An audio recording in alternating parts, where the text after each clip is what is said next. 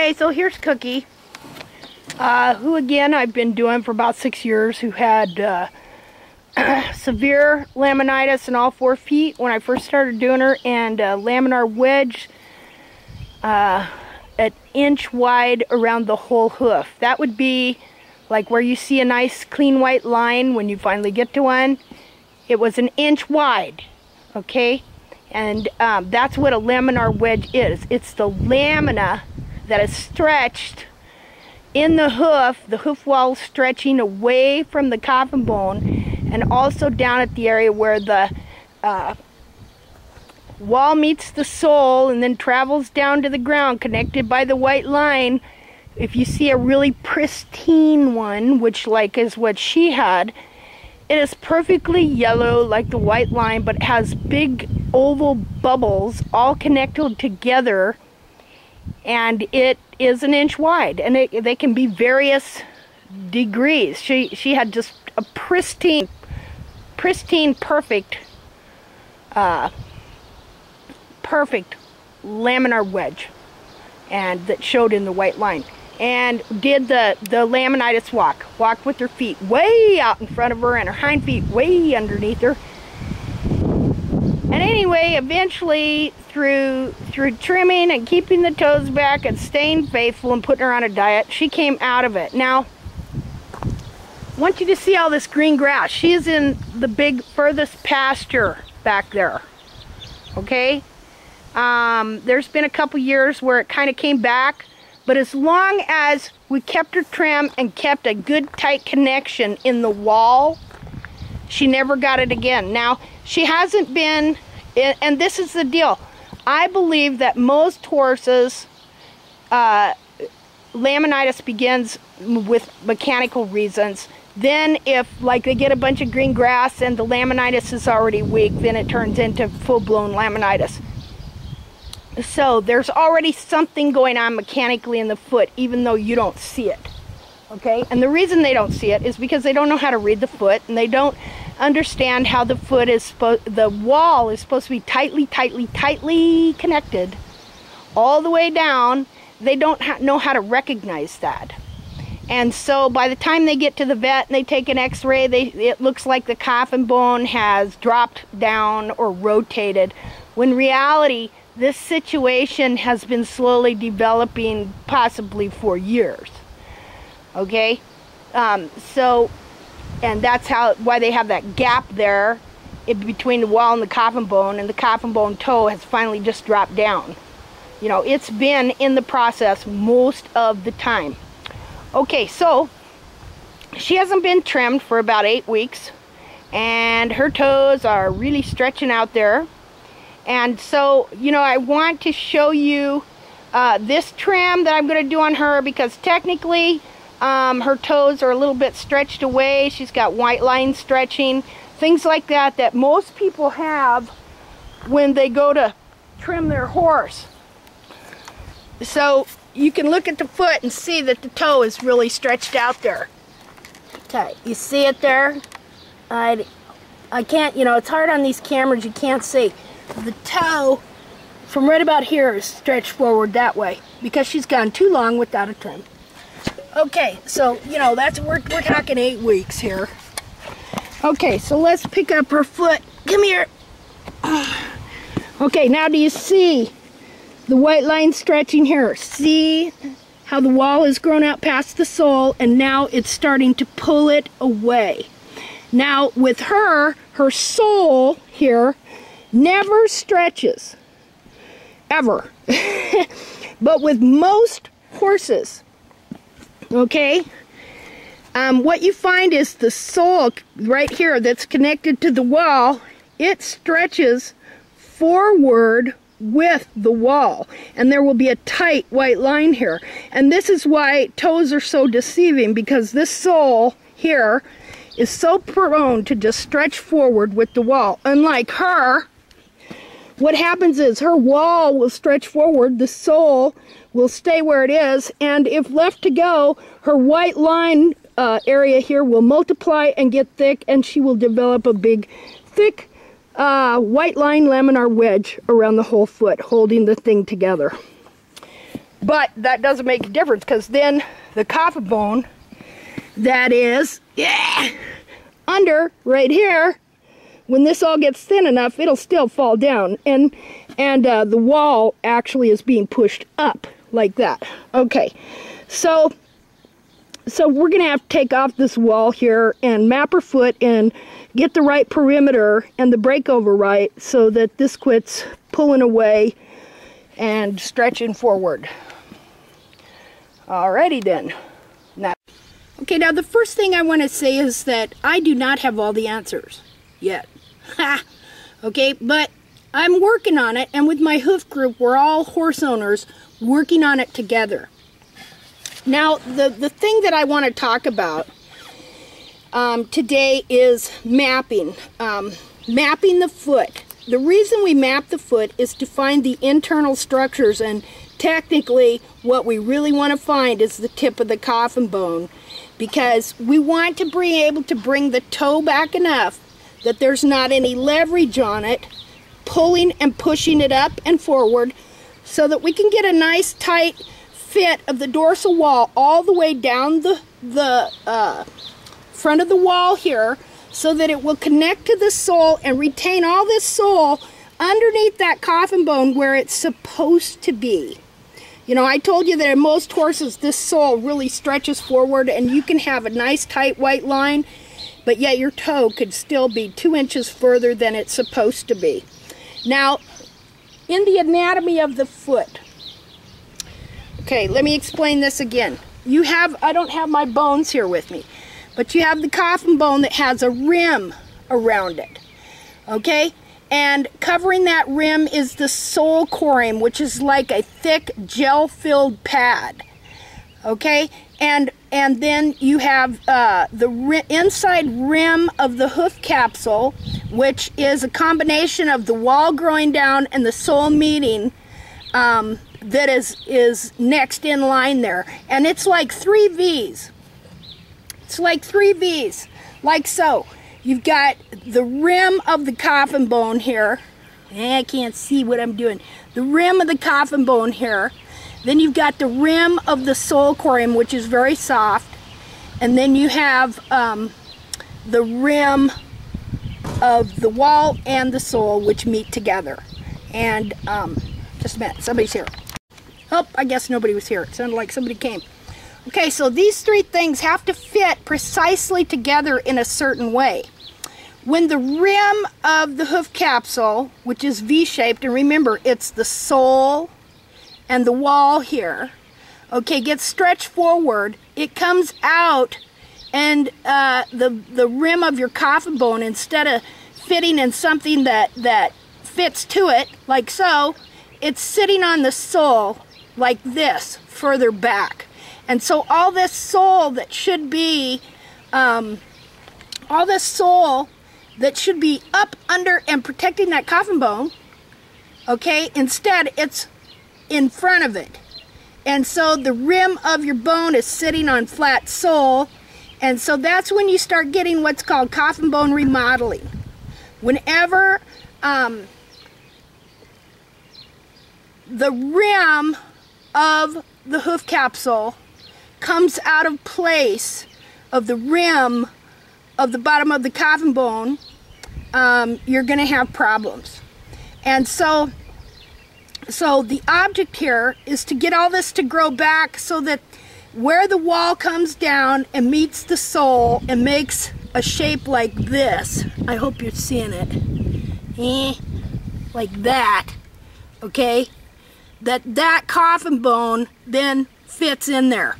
So that's what we're trying to do here. So anyway, what we need then is a way to figure out on the individual horse, from his own markers and anatomy, where the toe of that coffin bone is, and then to be able to see how far that toe is stretched forward, the sole or the wall or whatever, so that we can take off enough to try and still leave the horse some protection but at the same time take the leverage off that toe so that from above there will be nothing pulling or pushing out, and so it can start growing down firmly connected and bring all that sole back up under the rim of that coffin bone. Okay, so remember the 3 V's. You got the V-shaped rim of the coffin bone, then you have the V-shaped sole corim that is right around the edge from which the sole grows. Then you have the sole and the wall meeting together to form that V-shape right there. So that's what we're trying to get together when we're trying to get all the anatomical parts back together. And remember, and see, I kind of forget this, but you got to remember that you're dealing with 2 objects, an internal foot with a 1,200-pound horse attached to it, and a shell, a light shell called a hoof capsule that when it gets, that is not in and of itself all that strong, but all the parts work together to protect that foot and to make the foot function properly and painless. Okay, so when things get out of whack and that little shell grows a little too long, it bends, it distorts, it almost melts sometimes, and you see these big ridges, and it deforms and therefore causes injury. It's not protecting that internal foot correctly. Now, another thing I want to tell you is that though we use the wild horse as an example, he is not our model. Okay, this trim is not based on the wild horse model.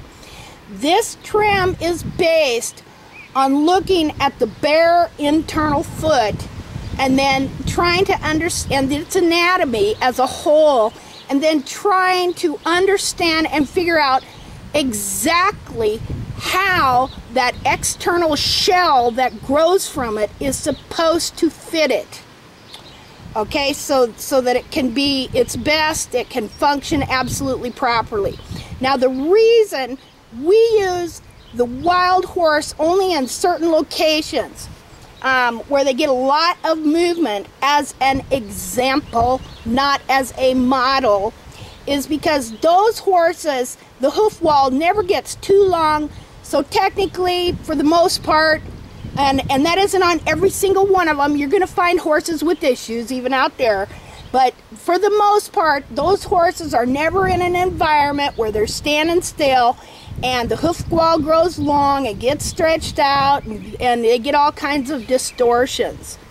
So we can look at them as an example of what a foot can be like, a bare foot can be like, if it has been kept and maintained properly most of its life.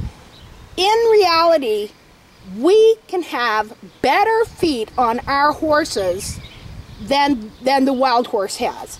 Because the wild horse, if something goes wrong out there, he don't have nobody to correct it. You know, there is a video on YouTube of the Swedish Hoof School guy.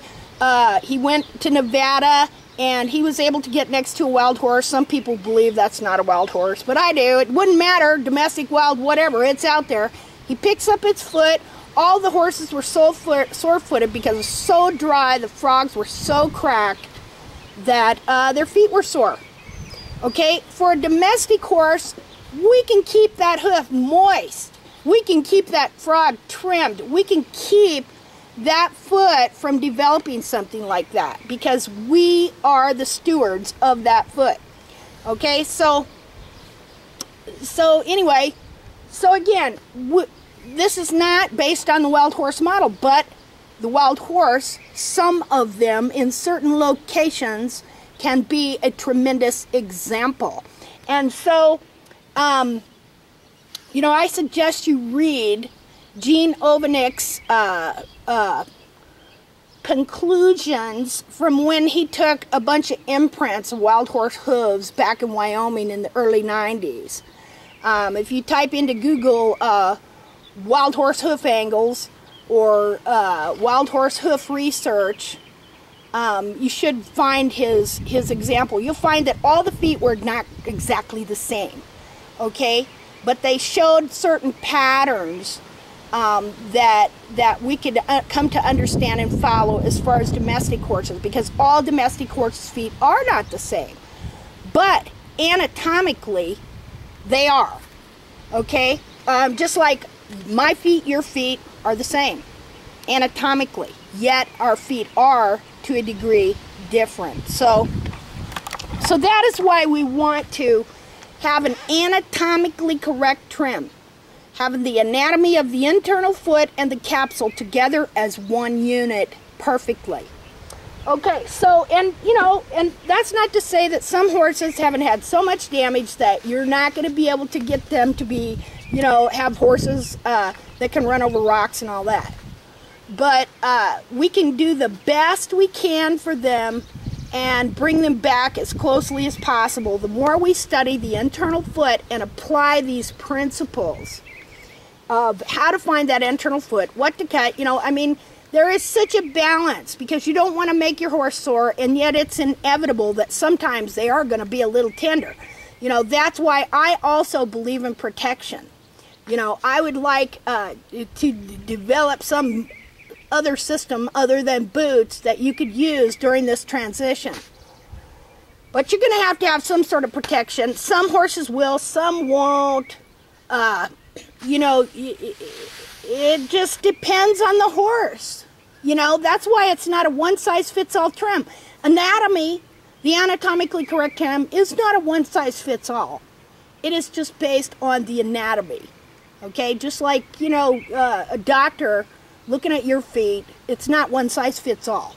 Okay, he specifies, you know, anything he makes for your foot or does to your foot to your foot.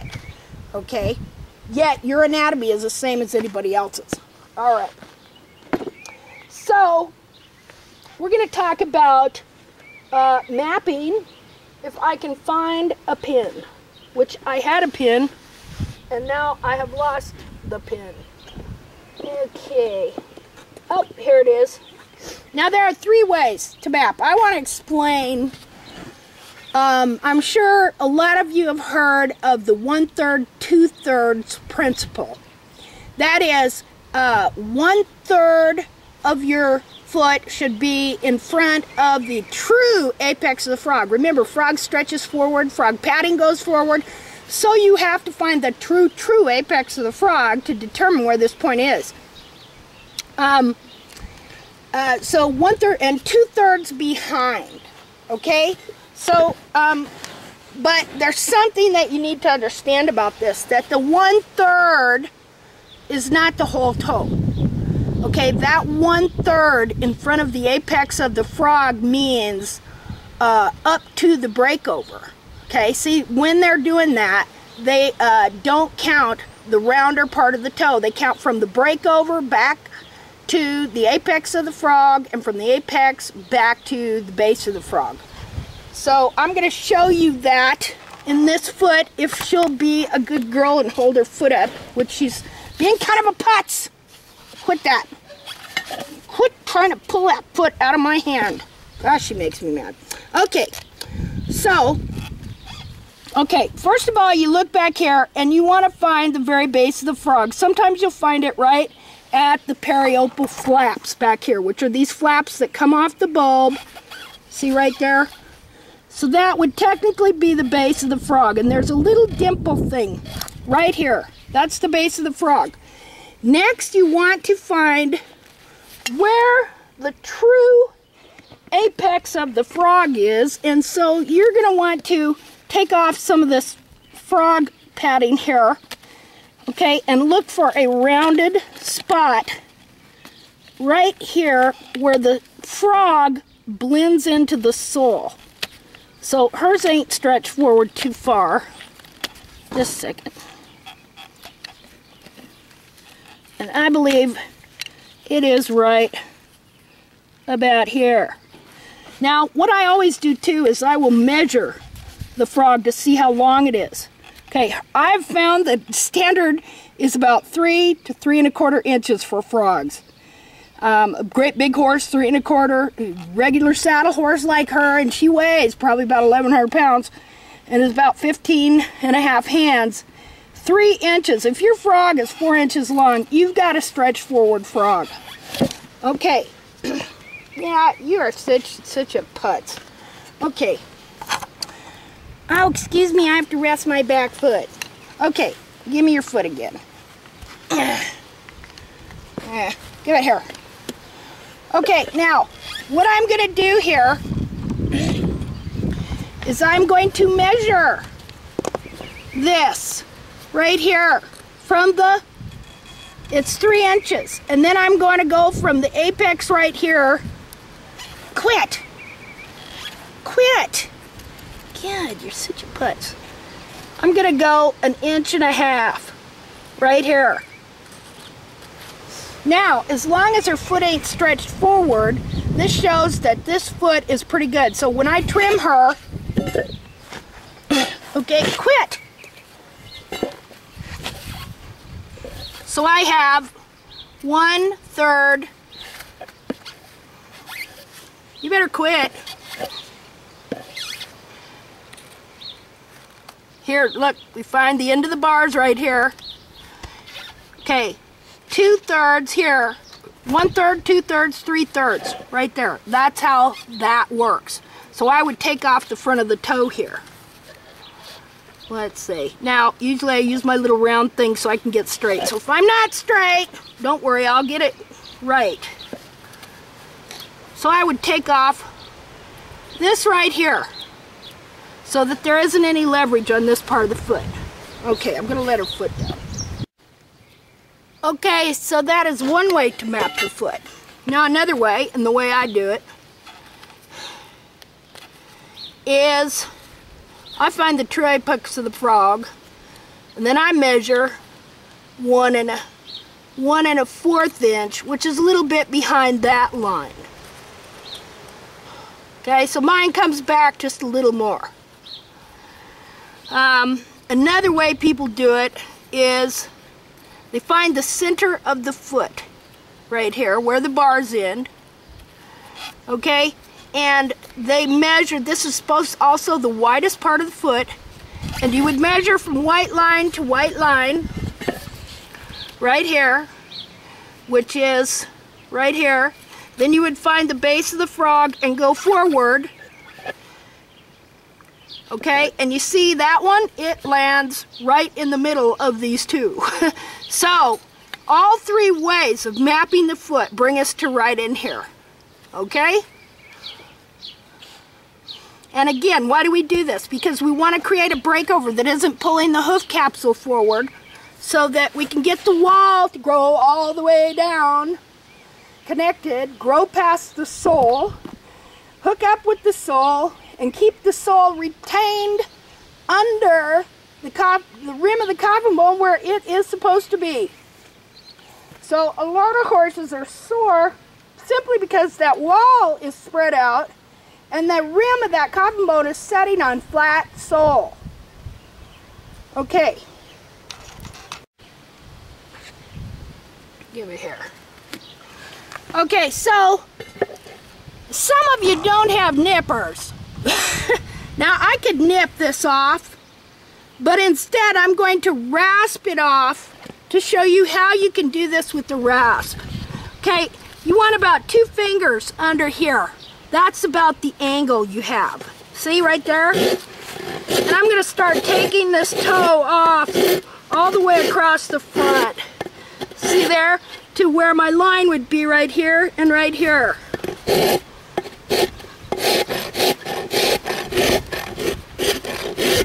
I might take it just down flat first, and I might take the whole foot down. Now, you've got a heel here that is forward right here. You want to bring the heel down, but you also want to bring it back to where it's right up above your periopal flap there. See how it moves back? Ah, would you quit rocking? So I might just take it to about being flat first.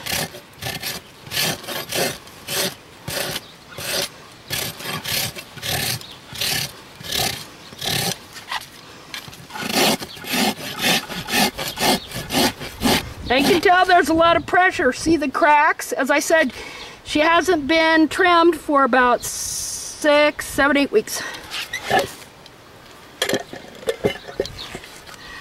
Okay, so I'm just gonna go. Oh, stand up for crying out loud. See, her hook wall's real long on that other foot, so she's rocking around. It's uncomfortable. Whew. See, because she's only on her wall on that other foot, and her feet are long. So that's torquing on her foot. So she's rocking on me a little bit, because it's uncomfortable.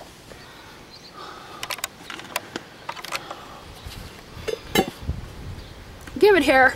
Now, this time, I am not really going into a lot of the sole or anything else. What I'm doing, and I'll look down like this and I can see that over here I'm high, so I want to bring this side down more. And look at the cracks in the foot. Okay, a lot of you will run into stuff like that. But watch how they come out. Now, I'm angling my rasp like this because I see I'm right down to the sole. Quit. Go back. I also want to bring my... Quit. Quit. Now, I'm going at a kind of an angle. I was flat, now I'm going at kind of an angle. Now see where I ran into a clean white line right there? That's really what I want. I'm gonna let her foot down for a minute. Okay, so you see where I've come to a clean white line here. And I'm just putting a little bevel on the wall itself and bringing it down. So yeah, I almost got totally clean white line there, but see how them cracks came out? You want to make sure them cracks come out if you can. Now,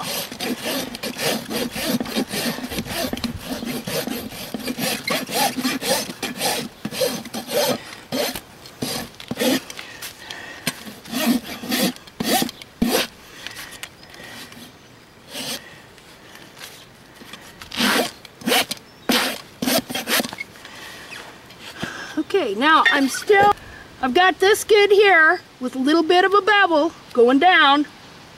Okay, the horse still has hoof wall right here to walk on a little bit, but the main harder part of the tubules are at a slight bevel. Okay, now I want to deal with this stretch forward toe as we see.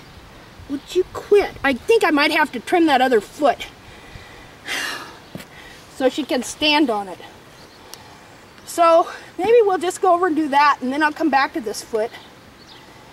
Because I want to show you how once I take the walls down that she's standing on that foot, she won't rock on me. Okay? So let's do that. Well, I decided before I do that, because I don't want to rock it on this foot, I want to take off some of the leverage of this toe. Here. Can you see that? Okay, so I'm coming down like this at about a 2 to 3 finger angle. And bringing the wall back all the way across the toe.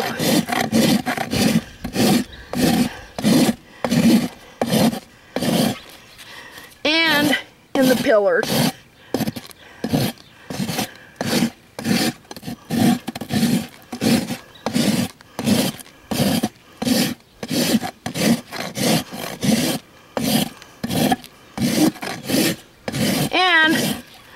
Coming into the sole just right here. Quit.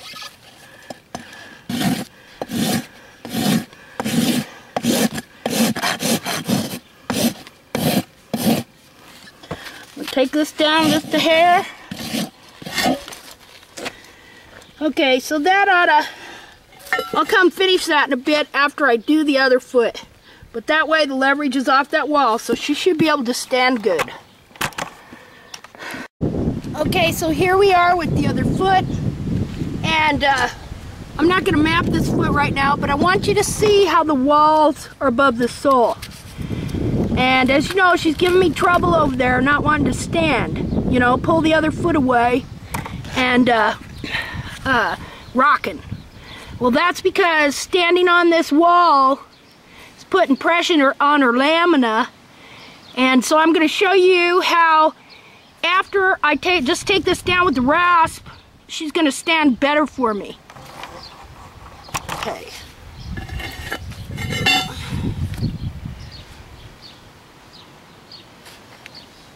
Or she'll just make me into a dang liar. These horses are good at doing that to you. Just like your dog. Watch him do this trick and he just stares at you. Now I'm not going to map this foot. I just want to take the leverage off the wall so she's more comfortable.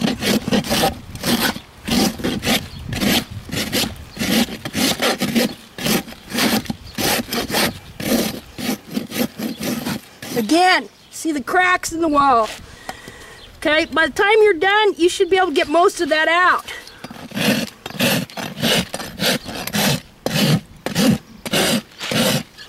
I'm just going at kind of a little angle.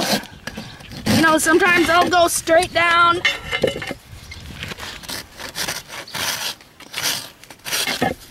Of course, she's always jerked about pulling her foot away, whether she's sore or not.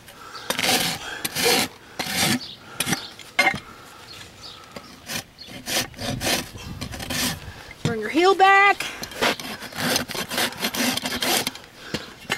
Get some leverage off these pillars.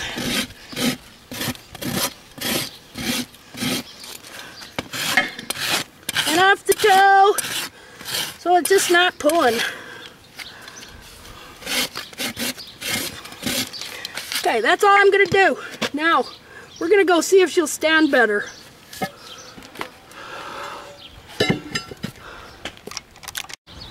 Okay, give me foot.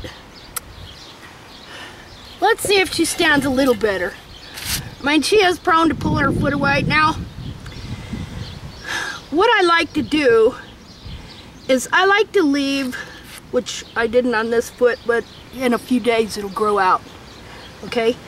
I like to leave the thinnest rim of wall bearing weight with the sole. Okay? But I like to relieve the hardest outer horn tubules. Now you notice she ain't jerked her foot away from me. Remember before, ever since I started this, she's pulling her foot away. And now she's just being a complete lady. Because I took the leverage off that wall over there that was causing her pain. Okay, I'm going to let her foot down a minute.